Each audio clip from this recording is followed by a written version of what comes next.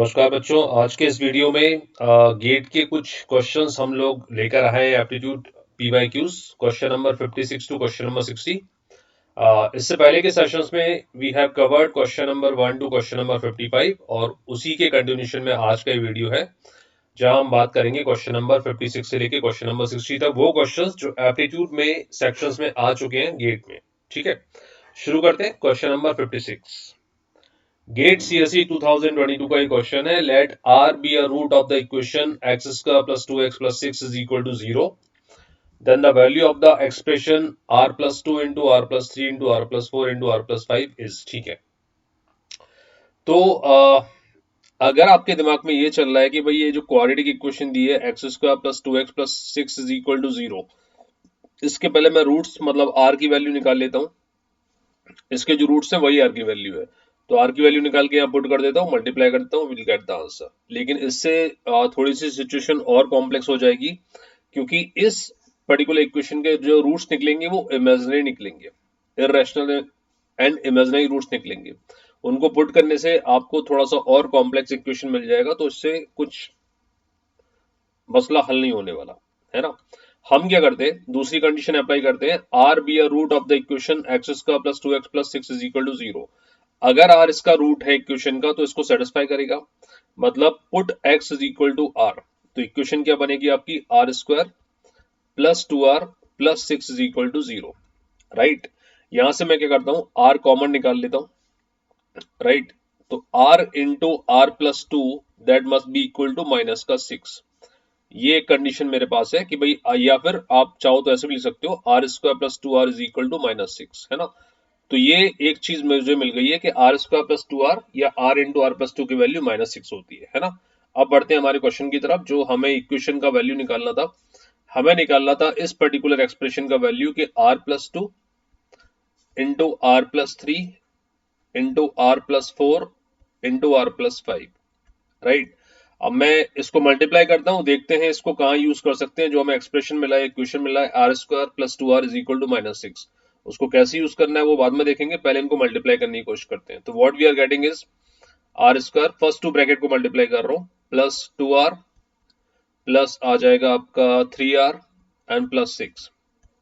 Second two brackets को multiply करता हूं, तो what we are getting R square plus 4r plus 5r plus 20। Right, so ठीक है, what I will do, R square plus 2r की value minus 6 इस equation में put करूंगा, इस एक्सप्रेशन में पुट करूंगा, r square plus 2r is equal to minus 6। तो पहला ब्रैकेट मिलेगा बेटा minus 6 into 3r plus 6। Second bracket में अगर 2r से मैं 4r से 2r निकाल लेता हूं बाहर, तो आर स्क्वायर प्लस 2r की वैल्यू माइनस 6 और 2r एक्स्ट्रा बचेगा, 5r ये है, तो 7r प्लस 20 आपको यहां पर मिलने वाला है। ठीक है, तो 6 से 6 cancel out, what we are getting is 3r bracket 7r plus 14। Right, 7 common निकाल लेते हैं तो आपको मिलेगा 21 इंटू आर प्लस 2। राइट, और r इंटू आर प्लस 2 की वैल्यू कितनी है, माइनस 6, तो आपका आंसर आ जाएगा 21 इंटू माइनस 6, तो that must be equal to minus का 126। Right, option D is the right answer. ठीक है, तो अगर मैं क्वाड्रेटिक इक्वेशन से x की वैल्यू निकालने की कोशिश करता, वो आपका एक इमेजिनरी वैल्यू आता, उससे और कॉम्प्लेक्स हो जाता। इसलिए आपको x की जगह r पुट करना है, आर स्क्वायर प्लस 2r की वैल्यू माइनस 6 लेना है, और गिवन एक्सप्रेशन को मल्टीप्लाई करके, जो ब्रैकेट्स दिए मल्टीप्लाई करके, इस वैल्यू को यूज करने की कोशिश करनी है, and you will get the answer. तो answer is option D minus 126। Right, चलिए आगे बढ़ते, question number 56। A function y of x is defined as in the interval 0 to 1 on the x-axis 0 and 1 are included, क्योंकि close bracket दिया हुआ है। y of x is equal to 2 if x is between 0 to 1 by 3, 0 और 1 by 3 included है यहाँ पर। 3 if x is greater than or equal to 1 by 3 and less than or equal to 3 by 4. y of x is equal to 1 if x greater than equal to 3 by 4 and less than equal to 1. Which one of the following is the area under the curve for the interval 0 to 1 on the x-axis? Right, options are 5 by 6, 6 by 5, 6 by 3 and 13 by 6. चलिए solve करते हैं इसको। एक access लेकर उसको represent करने की कोशिश करते हैं वैल्यूज को। Let's say this is x access, 0 से लेके 1 तक है, बीच में 2 पड़ाव हैं according to the data given 1/3 और 3/4, है ना, एंड दिस इज 1। और y पर कुछ वैल्यू लेता हूं मैं 1, 2 एंड 3। अब इसको रिप्रेजेंट करने की कोशिश करते हैं डेटा को। जब x की वैल्यू, आप कंडीशन फर्स्ट देखिए, 0 से लेके 1/3 है x की वैल्यू, तो y की वैल्यू 2 आ रही है। तो जब x की वैल्यू 0 से लेके 1/3 है तो y की वैल्यू 2 आती है, राइट, लाइक दैट। तो ये आपका एक रेक्टेंगल यहां पर बनेगा। जब x की वैल्यू 1/3 से लेके 3/4 तक जाती है तो y की वैल्यू 3 आती है, ठीक है। तो ये यहाँ पर 3 मेजरमेंट यहाँ पर लूंगा मैं, और ये दूसरा रेक्टेंगल बन जाएगा आपका। जब x की वैल्यू 3/4 से लेके 1 तक जाती है, ये पॉइंट तक, है ना, ये दोनों पॉइंट, तो y की वैल्यू 1 आती है, मतलब ये आपका थर्ड वाला रेक्टेंगल ये बन जाएगा, लाइक दैट। अब इन तीनों रेक्टेंगल का एरिया निकालने की बात हो रही बात हो रही है, तो उसको एक बार फाइंड आउट कर लेते हैं। एरिया को होता है L इंटू बी। तो पहले रेक्टेंगल का आप लेंथ देख सकते हैं 2 आ रहा है, 2 यूनिट इंटू ब्रेड्थ आएगा 1/3, है ना, प्लस सेकेंड रेक्टेंगल का जो लेंथ आएगा वो 3 आएगा इंटू ब्रेड्थ आएगा। इनकी बाउंड्रीज का चेक कर लो, डिफरेंस कितना है, 3/4 minus 1/3, so that must B 3/4 minus 1/3। Third rectangle का जो लेंथ आएगा वो आएगा आपका 1, ये आपको दिख रहा है, इंटू ब्रेड्थ आएगा 1 माइनस 3/4, राइट, 1 माइनस 3/4। चलिए इसको कैलकुलेट करने की कोशिश करते हैं। तो पहला आपका वैल्यू आ गया 2/3, सेकेंड वैल्यू आएगा 3 ब्रैकेट 4 और 3 का एलसीएम कितना आ जाएगा बोलो 12, और यहाँ मल्टीप्लाई होगा 9 4 से 3 से, तो 9 माइनस 4, 5 ऊपर आ जाएगा 5/12, प्लस सेकंड आएगा आपका 1 minus 3/4, so that must be equal to 1/4, है ना, ये वाला ब्रैकेट। चलिए और इसको मैं लिख देता हूँ, 4 से डिवाइड कर देता हूँ, है ना, तो ये 5/4 हो जाएगा, 5/4 plus 1/4, so that must be 6/4। तो रिजल्ट आ गया आपका 6/4 plus 2/3। Let's check it out, LCM आ जाएगा आपका 12, यहाँ मल्टीप्लाई कर दूंगा मैं 3 से, राइट, तो ये हो जाएगा 18 प्लस 8, 26/12 इज द आंसर। थोड़ा और सिंप्लीफाई करते हैं तो रिजल्ट आ जाएगा आपका 13/6, right, 13/6, option D is the right answer. Got it. चलिए आगे बढ़ते हैं, क्वेश्चन नंबर 58, गेट सीएससी 2022 का क्वेश्चन है। The dash is too high for it to be considered dash, ठीक है। ऑप्शंस ऑफ फेयर, फेयर, ये FEER ये वर्ड होता नहीं है तो इसको तो पहले ही काट देते हैं। FARE दोनों जगह नहीं आएगा, FARE, ठीक है। The fare is too high for it to be considered fair, ठीक है। तो यहाँ पर दो सेम राइमिंग के वर्ड आ रहे हैं, फेयर एंड फेयर, उनको आपको बताना है कौन सा वर्ड कहां पर आएगा, कुल मिला के कौन सी स्पेलिंग कहां पर आएगी। ये वोकेबुलरी से रिलेटेड एक क्वेश्चन है, गेट सीएससी 2022। तो यहाँ पर FARE, फेयर, फेयर का मतलब आप मान सकते हो किराया, तो the fare is too high, है ना, यहां पर रख दूंगा मैं प्राइस या किराया। The fare is too high for it to be considered fair, second आएगा फेयर, मतलब इसको सही ऑथेंटिक कंसीडर करने के लिए जो रेंट है, जो किराया है, जो प्राइस है वो टू हाई है। तो ये जो फेयर है FARE वो फर्स्ट पॉइंट पर आएगा, और सेकंड ब्लैंक में आएगा FAIR, right, option D is the right answer. पहले वाले FARE का मतलब आप मान के चलो किराया की बात कर रहा है, प्राइस की बात कर रहा है, और ये सही होने की बात कर रहा है, राइट, ये करेक्ट होने की बात कर रहा है FAIR। तो पहला आएगा FARE, सेकंड आएगा FAIR, राइट। क्वेश्चन नंबर 59, ठीक है, रीजनिंग से रिलेटेड एक क्वेश्चन, गेट सीएससी 2021 का ये क्वेश्चन है।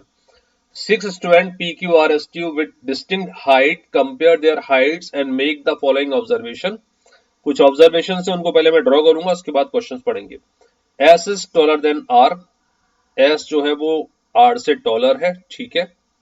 Q is the shortest of all, Q shortest है, Q से नीचे कोई नहीं आएगा, Q बॉटम में है। U is the taller than only one student, तो Q शॉर्टेस्ट है तो U इसी से ऊपर होगा, Q से।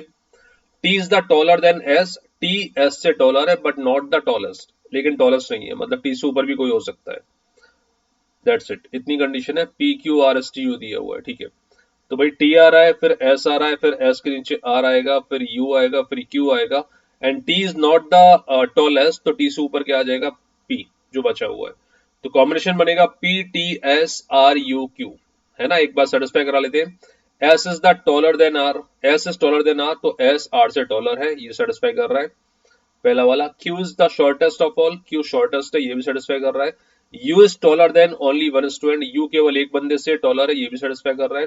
T is taller then S but not the tallest, T S से तो टॉलर है लेकिन टॉलेस्ट नहीं है, तो ऊपर पी आएगा। The number of students that are taller than R, number of students that are taller than R is same as the number of students shorter than, ठीक है। R के ऊपर कितने बंदे हैं, आपको वो उस पर्सन का नाम बताना है जिसके नीचे उतने ही बंदे हो। तो R के ऊपर नंबर ऑफ पर्सन कितने हैं बेटा, 3। R से टॉलर कितने हैं, 3। अब कितने बंदे, 3 शॉर्टेस्ट हैं, किससे शॉर्टेस्ट है, S से। Are you getting the question? भाई R से टॉलर कितने हैं, PTS, R से टॉलर है 3, तो आपको उस बंदे का नाम बताना है जिससे शॉर्टर भी 3 हो, ऐसा क्वेश्चन में दिया हुआ है।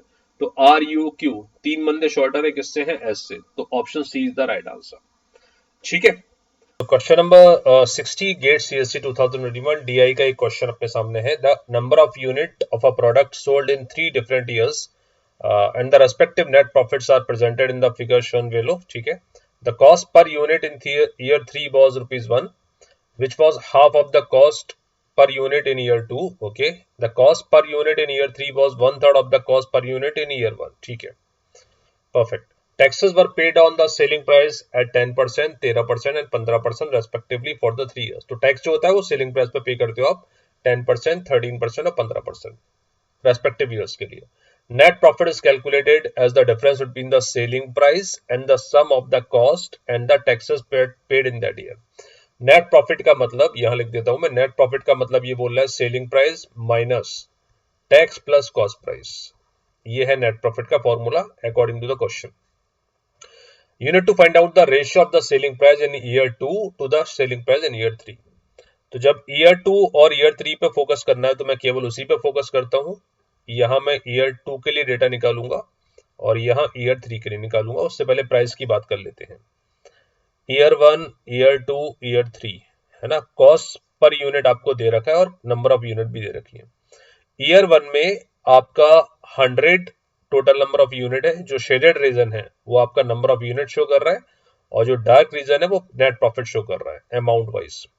तो ईयर 1 में नंबर ऑफ यूनिट है आपकी 100 और ईयर 1 में हर एक यूनिट का प्राइस कितना है वो अपन को नहीं पता, देखते हैं आगे, बट ईयर 3 में पता है। ईयर 3 में हर एक यूनिट का प्राइस है ₹1 और नंबर ऑफ यूनिट कितनी है 300, तो आपका कुल मिला के सीपी आ गया ₹300, कॉस्ट प्राइस आ गया ₹300, ठीक है, ईयर 3 में। ईयर 2 की बात करते हैं। ईयर 2 का जो डेटा है which was half of the cost price in unit 2, year 2। Year 3 की जो प्राइस पर यूनिट थी, कॉस्ट पर यूनिट थी, वो ईयर 2 का हाफ था। मतलब ईयर 2 में हर एक यूनिट की प्राइस है ₹2 और ईयर 2 में टोटल नंबर ऑफ यूनिट है 200। दैट मीन्स आपका यहाँ पर कॉस्ट प्राइस आ जाएगा 400, जो ईयर 3 में ₹300 आ चुका है ना। अब मुझे केवल ईयर 2 और ईयर 3 पे फोकस करना है, तो ईयर 1 की कैलकुलेशन वैसे तो सिंपल है, आप कर लेना, मैं नहीं करता हूं, मैं स्किप करते हुए सीधे ईयर 2 और ईयर 3 की बात करता हूं। Net profit is equal to, net profit is equal to selling price minus tax plus cost price, और जो टैक्स है वो सेलिंग प्राइस पे लगता है, ये क्वेश्चन में गिवन है। तो ईयर 2 में नेट प्रॉफिट मतलब ईयर 2 में डार्क जो आपका रेक्टेंगल है वो शो कर रहा है 296 is equal to selling price minus tax. Year 2 का जो टैक्स है वो आपको दिया है 13% ऑफ द सेलिंग प्राइस, मतलब 0.13, 13% मतलब 13/100 which is 0.13 of the selling price plus cost. Year 2 की कॉस्ट कितनी निकाली अपन ने, ₹400। तो इस कैलकुलेशन से आपको दिखाई दे रहा है कि selling price of 2 is equal to आ जाएगा, ये 400 माइनस का यहाँ प्लस हो जाएगा 696। सेलिंग प्राइस ऑफ 2 में से आप 0.13 ऑफ S2 माइनस करोगे तो कितना बचेगा, 0.87। 0.87 यहां मैंने पुट कर दिया, पॉइंट हटाया, 00 कैंसिल आउट हो जाएगा। यहाँ पर कितनी बार कैंसिल आउट होगा, 87 से 8 टाइम्स है ना, 8 इंटू 8 64, 8 इंटू 56 और 64 56 696, ठीक है। तो सेलिंग प्राइस 2 आ गया बेटा आपका ₹800। कॉस्ट प्राइस 2 कितना था अपना, ₹400। सेलिंग प्राइस 2 कितना आ गया, ₹800। आगे बढ़ते हैं।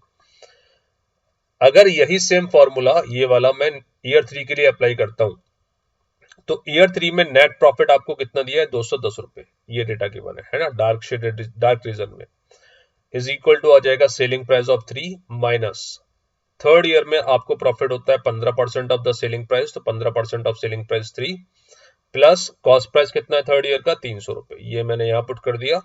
सेलिंग प्राइस ऑफ 3 में से 0.15 ऑफ सेलिंग प्राइस 3 माइनस होगा तो 0.85 बचेगा, तो एसपी ऑफ 3 आ जाएगा, ये 300 यहाँ शिफ्ट होगा माइनस का तो प्लस हो जाएगा 510 अपॉन 0.85।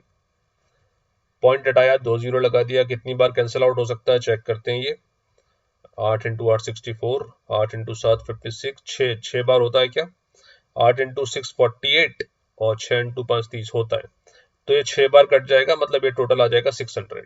आपको रेशियो निकालना था selling price of 2 and selling price of 3 का, so that must be equal to 800 upon 600, और वी कैन से 200 से काटने के बाद 4:3, राइट। तो answer for this particular question is 4:3। ठीक है, परफेक्ट। तो ये थे गेट सीएसई 2021 का डीआई का क्वेश्चन, और आज जो भी हमने क्वेश्चन किए वो डेफिनेटली सारे के सारे गेट में आ चुके हैं। इनफैक्ट इस सीरीज में, इस प्लेलिस्ट में जितने भी क्वेश्चंस मैंने आपको दिए हैं वो सारे के सारे अभी लेटेस्ट गेट के किसी न किसी एग्जाम में आ चुके हैं, किसी न किसी सेट में आ चुके हैं, है ना। तो इसी तरह के कुछ और क्वेश्चंस के साथ, कुछ और बेहतरीन कॉन्सेप्ट के साथ मिलेंगे नेक्स्ट वीडियो में। तब तक के लिए thank you very much, god bless you, bye bye, take care.